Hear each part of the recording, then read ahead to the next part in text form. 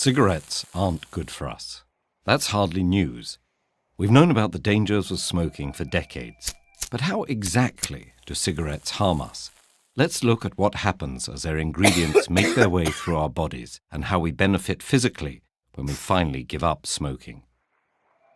With each inhalation, smoke brings its more than 5,000 chemical substances into contact with the body's tissues.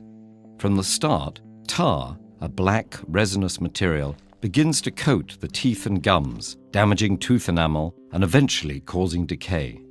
Over time, smoke also damages nerve endings in the nose, causing loss of smell. Inside the airways and lungs, smoke increases the likelihood of infections, as well as chronic diseases like bronchitis and emphysema. It does this by damaging the cilia, tiny, hair-like structures whose job it is to keep the airways clean. It then fills the alveoli, tiny air sacs that enable the exchange of oxygen and carbon dioxide between the lungs and blood. A toxic gas called carbon monoxide crosses that membrane into the blood, binding to hemoglobin and displacing the oxygen it would usually have transported around the body. That's one of the reasons smoking can lead to oxygen deprivation and shortness of breath. Within about 10 seconds, the bloodstream carries a stimulant called nicotine to the brain, triggering the release of dopamine and other neurotransmitters, including endorphins, that create the pleasurable sensations which make smoking highly addictive. Nicotine and other chemicals from the cigarette simultaneously cause constriction of blood vessels and damage their delicate endothelial lining, restricting blood flow. These vascular effects lead to thickening of blood vessel walls and enhance blood platelet stickiness, increasing the likelihood that clots will form and trigger heart attacks and strokes. Many of the chemicals inside cigarettes can trigger dangerous mutations in the body's DNA that make cancers form. Additionally, ingredients like arsenic and nickel may disrupt the process of DNA repair, thus compromising the body's ability to fight many cancers. In fact, about 1 of every 3 cancer deaths in the United States is caused by smoking. And it's not just lung cancer. Smoking can cause cancer in multiple tissues and organs, as well as damaged eyesight and weakened bones. It makes it harder for women to get pregnant, and in men, it can cause erectile dysfunction. But for those who quit smoking, there's a huge positive upside with almost immediate and long-lasting physical benefits. Just 20 minutes after a smoker's final cigarette, their heart rate and blood pressure begin to return to normal. After 12 hours, carbon monoxide levels stabilize, increasing the blood's oxygen carrying capacity. A day after ceasing, heart attack risk begins to decrease as blood pressure and heart rates normalize. After 2 days, the nerve endings responsible for smell and taste start to recover. Lungs become healthier after about 1 month, with less coughing and shortness of breath. The delicate, hair-like cilia in the airways and lungs start recovering within weeks and are restored after 9 months, improving resistance to infection. By the 1-year anniversary of quitting, heart disease risk plummets to half as blood vessel function improves. 5 years in, the chance of a clot forming dramatically declines, and the risk of stroke continues to reduce. After 10 years, the chances of developing fatal lung cancer go down by 50%, probably because the body's ability to repair DNA is once again restored. 15 years in, the likelihood of developing coronary heart disease is essentially the same as that of a non-smoker.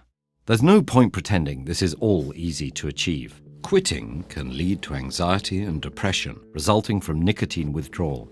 But fortunately, such effects are usually temporary, and quitting is getting easier, thanks to a growing arsenal of tools. Nicotine replacement therapy through gum, skin patches, lozenges and sprays may help wean smokers off cigarettes.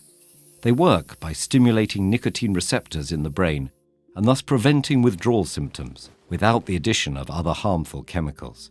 Counseling and support groups, cognitive behavioral therapy, and moderate intensity exercise also help smokers stay cigarette-free.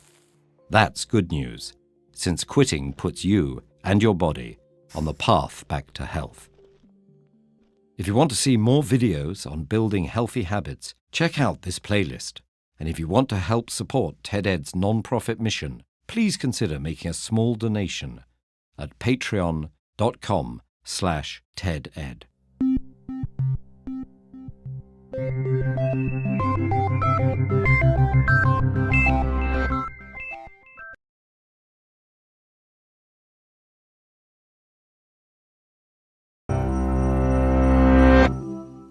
Cigarettes aren't good for us.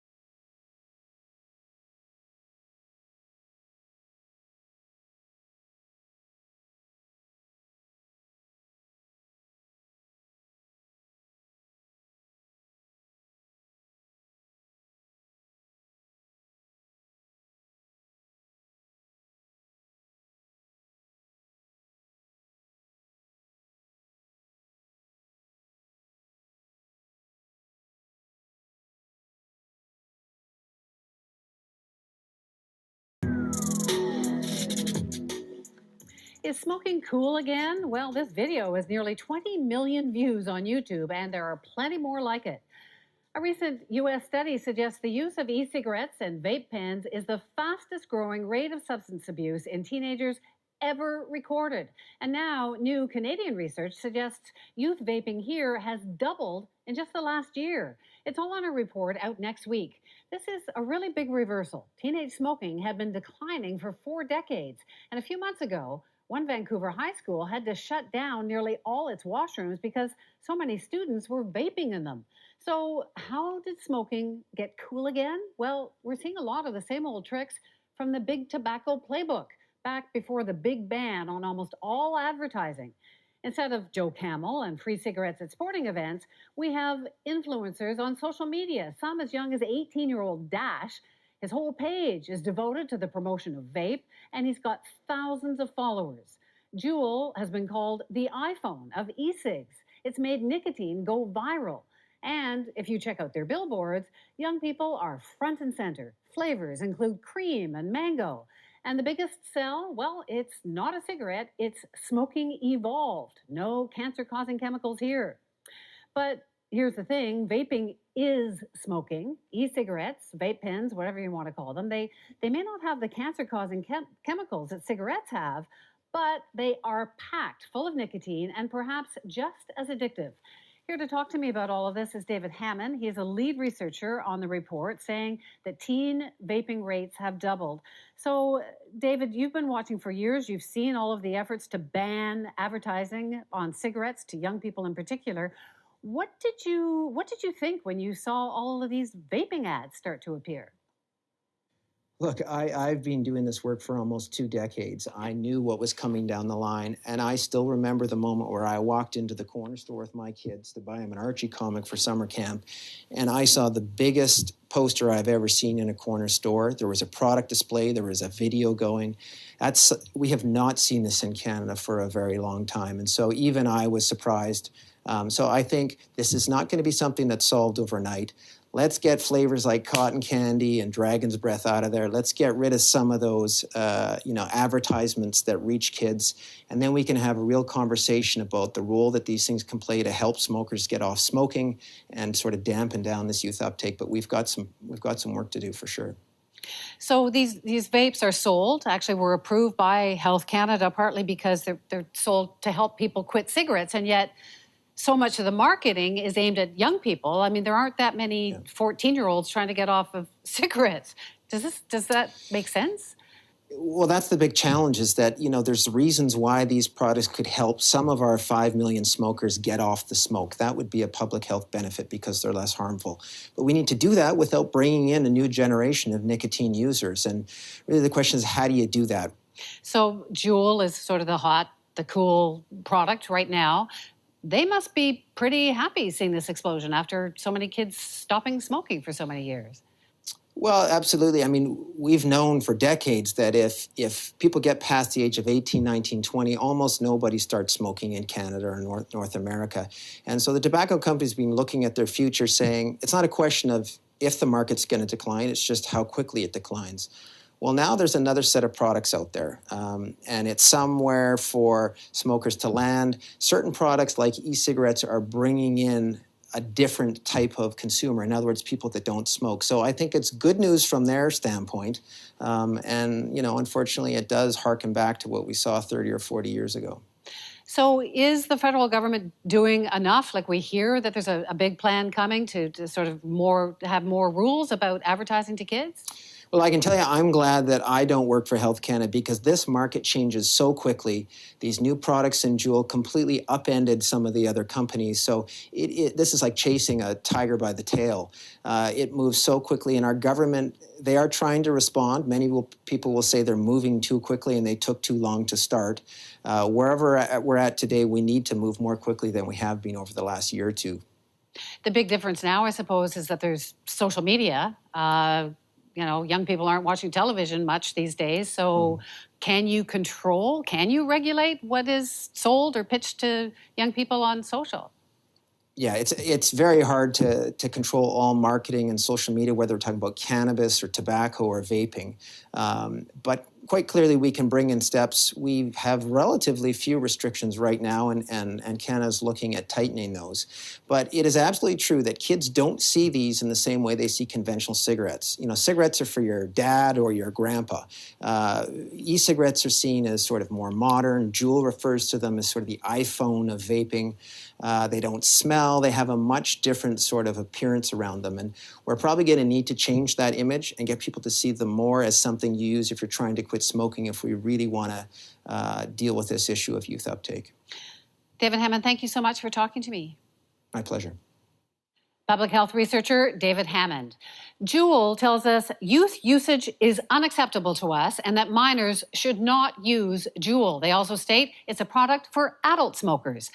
The company uses multiple approaches in Canada to keep Juul out of the hands of young people, including a strict marketing and social media code.